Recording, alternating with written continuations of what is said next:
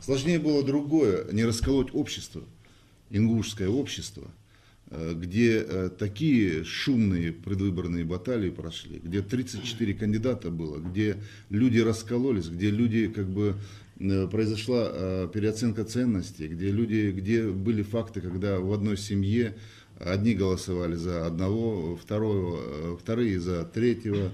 И, в общем, вот такая была сложная ситуация. И самое страшное было, конечно, вот то, что могло случиться так, что наше общество могли расколоть и на своих, чужих, на тех, кто там был за нас, кто против нас, кто там стоял на пограничной ситуации. Вот это для меня было самое сложное, и все остальное можно решить. Главное люди. Народ у нас мудрый, и когда его пробует кто-то дезориентировать на определенном этапе, это можно где-то суметь на каком-то этапе